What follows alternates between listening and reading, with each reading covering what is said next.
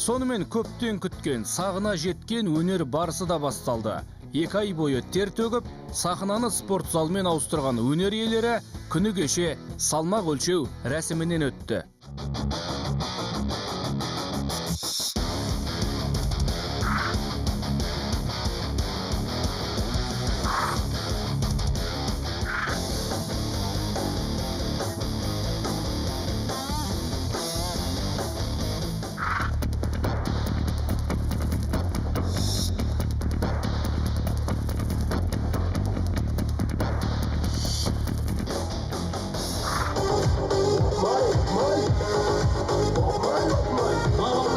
Жеке тренері Расул.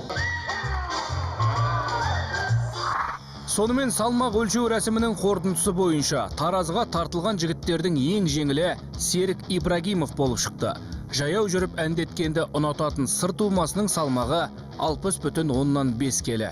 Енді мен ең төмен салмақ 60 килограмм мен болдым. Менен кейін 64 килограмм Асылхан болды. Асылхан Төлеп. Біз салмаққа келеміз ғой негізі. Біраз жеп ішіп жатырмыз, сонда да көтерілмей жатыр енді. Десе де Алла бұйырса өз кілемде көрсетеміз деп ойлаймын енді. Ал 90 келілік межеге әрең сыйған Еркебұлан Дайыров өнер барысы жобасына қатысушылардың ішінде ең ауыр деп танылды. Өнер барысы дегенмен өнер адамдары қатысқан күннің өзінде де боз кілемнің аты боз кілем, күш атасын танымайды. Ертең Құдай қаласа енді кілемге шыққаннан кейін барын салуға тырысамыз. Жерге қарап қалмас үшін қаншама тер төгілді, қаншама еңбек істелді. Бұл жерде абырой бар, басқа дүние бар. Өзіңнің жеке осы уақытқа дейінгі жасаған жұмыстарың бар, соның бәрін қорғау ғой. Ал жобада бақ сынау үшін Амангелді Жақау 14 келі салмақтан арылған. Рэпер әнші бұрынғы 88 келіден 73,5 келіге бірақ төсіп өзіндік рекорд орнатты. Бүгін енді өнер барысы ұжымы үшін, өнер барысының жігіттер үшін тарихи күн. Жаңа да айттық қой, 14 келі салмақ қуудың өзі мен үшін үлкен жетістік болды. Себебі көптен жылдар бойы аңсап жүргенім салмағымға қол жеткізіп, көз жеткізіп қуанып жатырмын. Сонымен, ұлыстың ұлы күні қарсаңында тұңғыш рет жалауы желбірейтін жобаның қатысушылары бүгінгі бәсекеге тас түйін дайын. 2 айдан аса дайындықпен осы барысқа келіп отырмыз.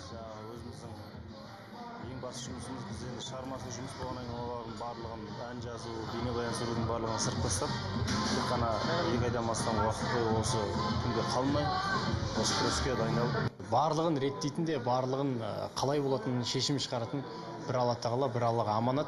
Қалай болатынын ең бастысы біз осы дайындықтан өткен, бапкерлер үйреткен, бізге көрсеткен тәсілдерді сәтті қолдана білсек болды. Мен Дүрсен атайын деген жігіттер қатысып жатыр. Жігіттерге мың алғыс айтқым келеді қатысып жатқандарына.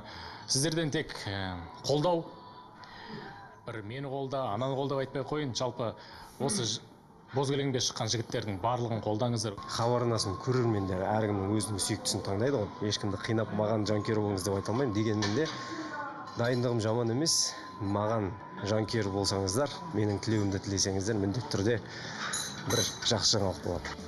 Ендеше, намысты қолдан бермейміз деп отырған жігіттерге жанкүйер болғыңыз келсе, бүгін сағат 14:00-де Астана қаласындағы Дәулет спорт кешенін бетке алыңыз. Немесе еліміздің басты арнасына қосылып, тікелей эфирде өнер барысын тамашаласаңыз болады. Қалай болғанда да, отандық телевизия тарихында бұрын соңды болмаған дәл мұндай мега жобадан қапы қалмаңыз. Күш атасы танымайды, Ақтор отанға қарайын деп тұрған жоқ.